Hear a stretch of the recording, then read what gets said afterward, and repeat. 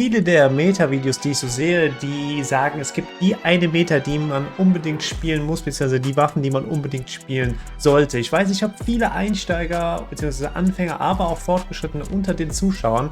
Und ich dachte mir, ich versuche das mal so ein bisschen aufzuräumen, denn zumal mit Verdansk, finde ich, sich ja mehrere Spielstile herauskristallisieren, die jetzt endlich zum Erfolg führen können. Und aus diesem Grund werde ich mal unterscheiden zwischen einer Meta für Noobs und Pros, beziehungsweise vielmehr zwischen einer Meta für offensive und defensive Spielstile. Also bevor ich jetzt auf Perks, Granaten und auch Waffen genauer darauf eingehe, möchte ich zuerst aber auch so ein bisschen die Einsteiger abholen und euch zeigen, was es für Tools gibt, um jetzt endlich die beste Meta für euch selbst herauszufinden. Also, let's go! Okay, let's go!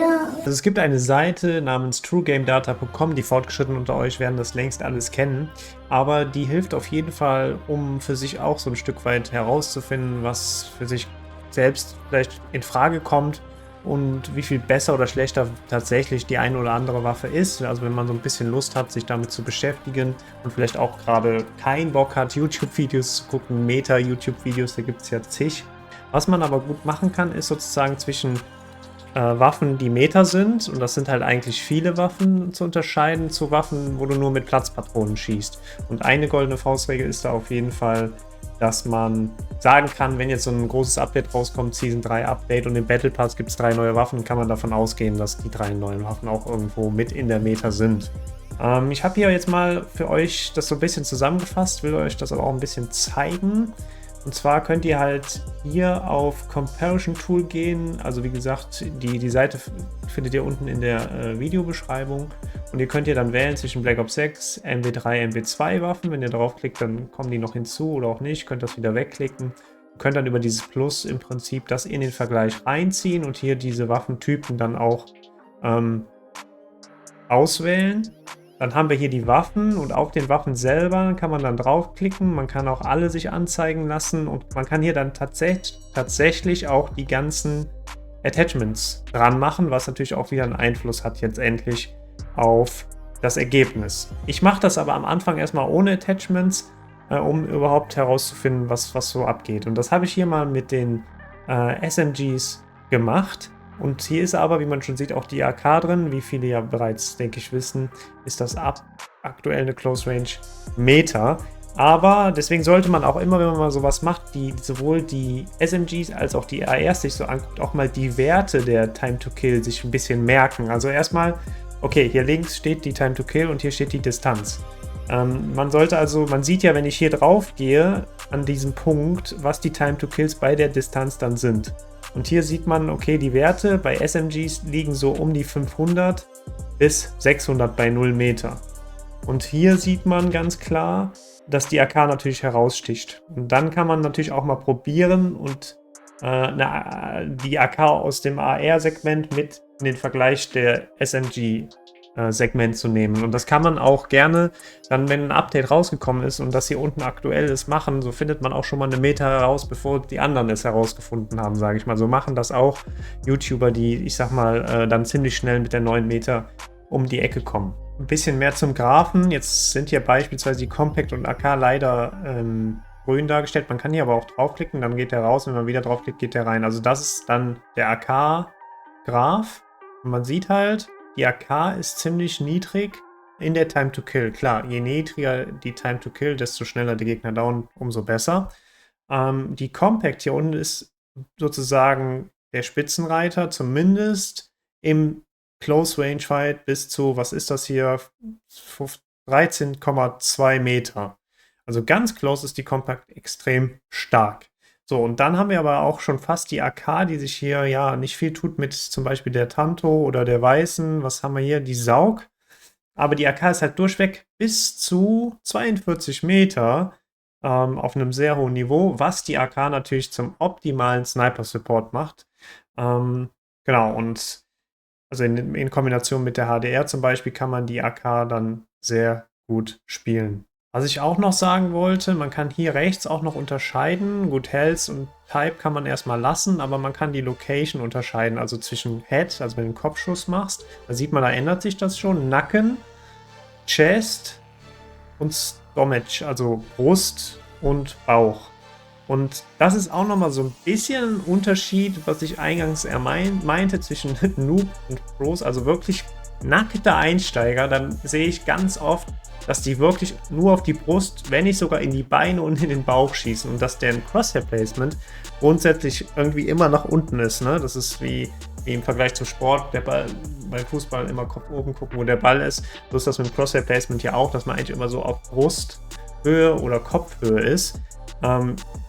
Das ist jetzt wieder weit hergeholt, gebe ich zu, aber also wenn ich jetzt, sage ich mal, einen absoluten Anfänger nehmen würde, der echt da Probleme hat, dann wäre für den vielleicht tatsächlich die AK, okay, wieder gut, aber auch hier sehen wir dann, dass die KSV in dem Moment tatsächlich besser ist. Ne? Also wäre da vielleicht du KSV und Comtech für absolute Einsteiger sinnvoll.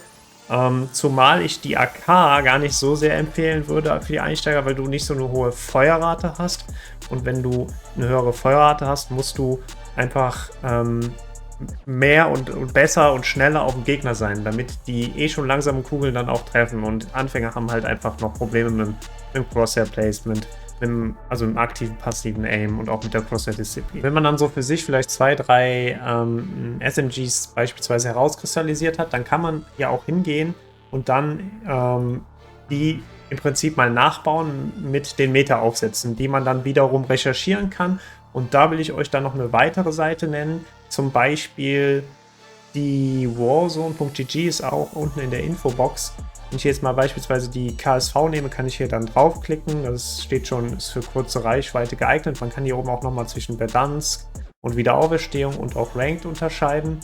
Und dann kann man, sage ich mal, einfach hier hin und her klicken und sich im Prinzip das so nachbauen.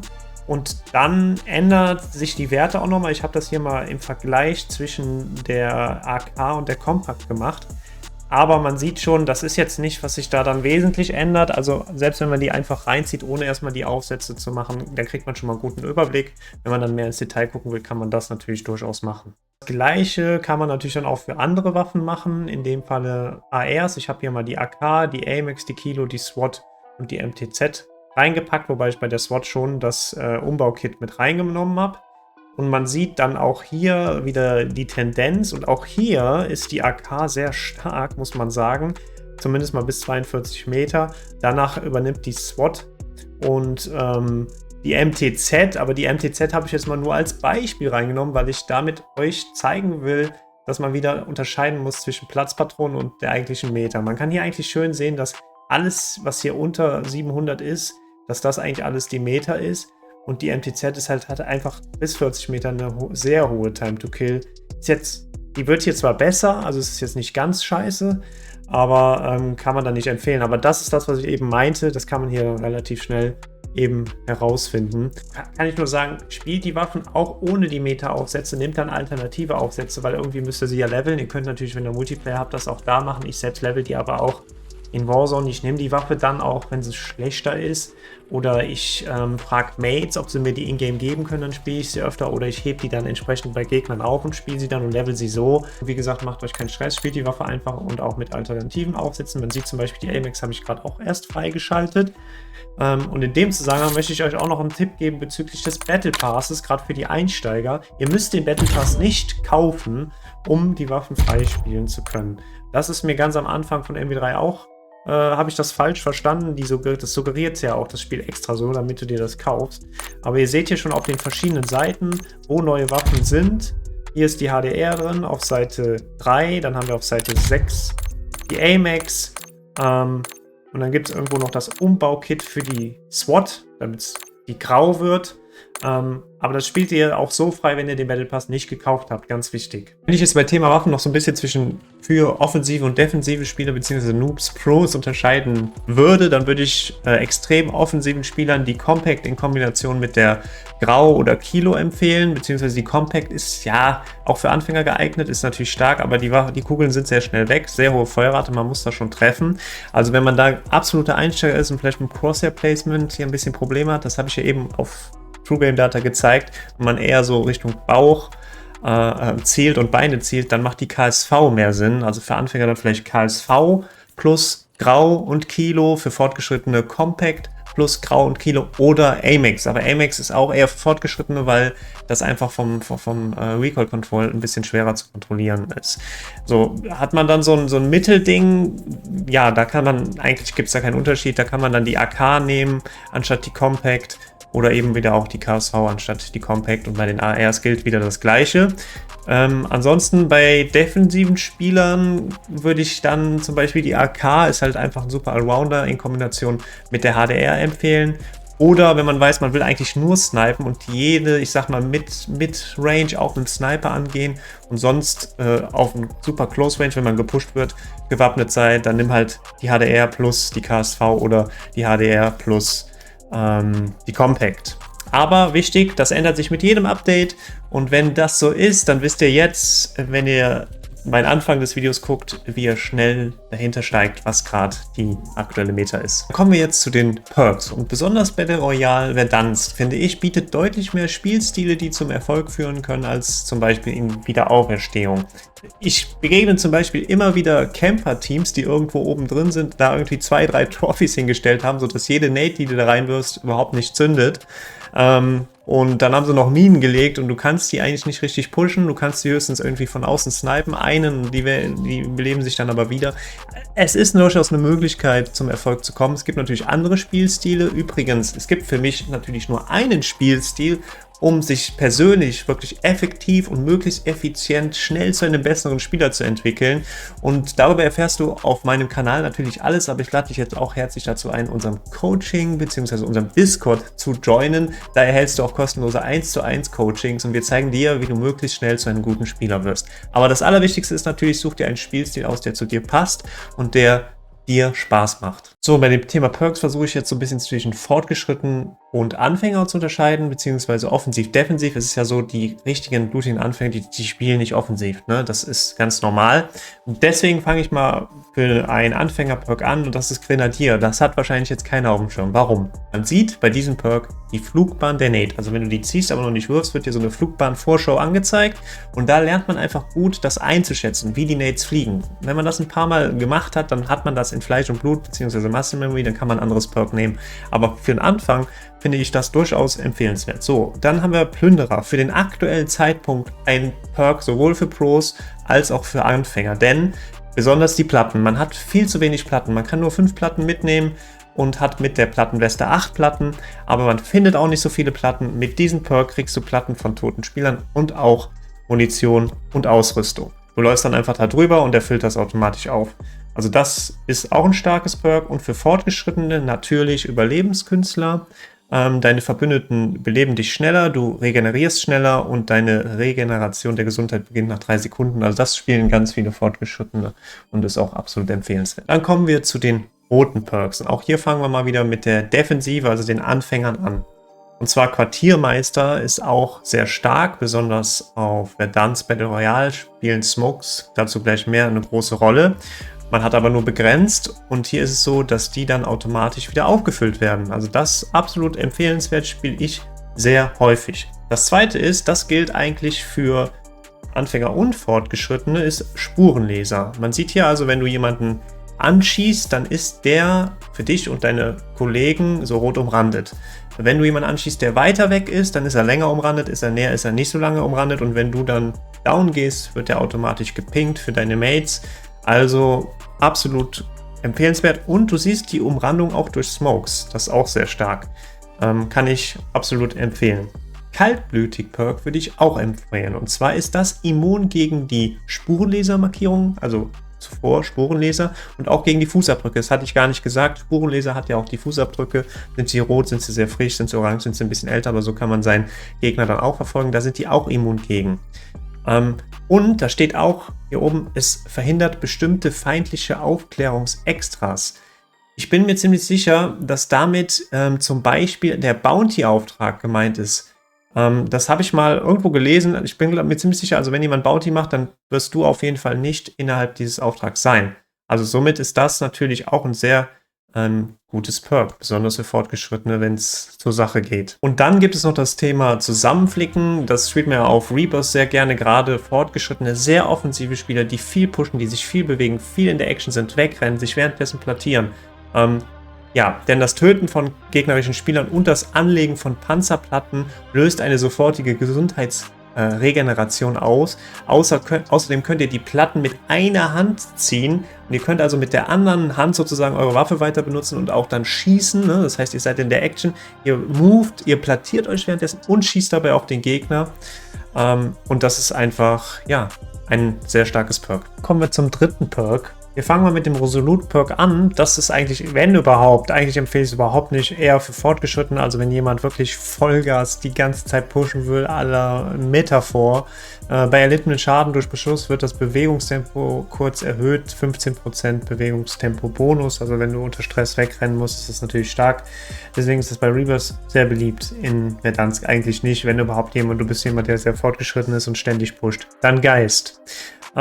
Keine Ortung durch feindliche Radarpings bei Bewegung.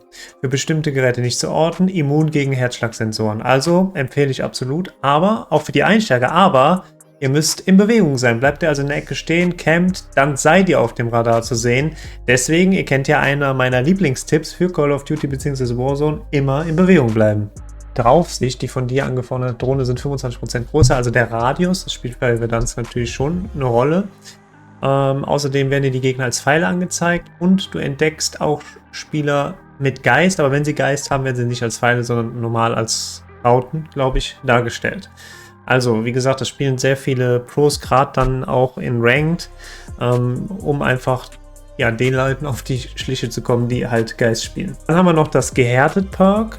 Das empfehle ich auch zum aktuellen Zeitpunkt. Vielleicht ändert sich das schnell nach dem Update, aber dadurch, dass man ja eh so wenig Platten hat und man jetzt nur 2 Platten braucht, um vollständig plattiert zu sein, macht das natürlich durchaus Sinn. Aufmerksamkeit könnte man absoluten Anfängern auch noch empfehlen, weil sie dann einfach ja, eine optische Markierung am Bildschirmrand kriegen, wenn sie angeschaut werden. Primärgranaten. Man kann die Splittergranate spielen, die Haftgranate spielen und auch die Aufschlaggranate spielen. Alles 3 Dinge, die fortgeschrittene Spieler gerne spielen. Besonders die Aufschlaggranate, wie man beim Intro ja gesehen hat, kann man gut dazu nutzen, um fast gedownte Spieler noch zu downen, die gerade so hinter die Deckung gegangen sind, oder um gedownte Spieler zu finishen, die hinter einer Deckung sind. Also das ist auf jeden Fall eine gute Granate, die ich empfehlen kann. Haftgranate und Splittergranate gehen aber auch. Dann kann man C4 natürlich spielen, Sprengfalle und Sprengmine im Grunde auch. Und gerade Sprengfalle und C4 in Kombination mit Fahrzeugen. Also Fahrzeuge sind ja eh extrem stark.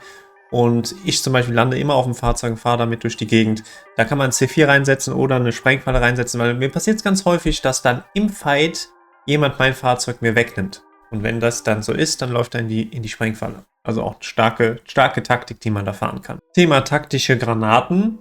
Also, die meisten spielen Rauchgranaten, weil du einfach einen Sichtschutz damit schaffen kannst und gerade auf offenen Flächen ist das sehr viel wert, um die Mates wiederzubeleben, ist das sehr viel wert. Man kann zum Beispiel auch im Fahrzeug ja die Sitze switchen und dann innerhalb des Fahrzeugs Sprengfalle setzen oder auch die Smoke setzen. Man fährt also zum Beispiel an einen Shop ran oder an einen Punkt, den man einnehmen will und swappt den Sitz und zieht die Smoke und steigt dann aus und kann dann relativ safe irgendwas am Shop kaufen.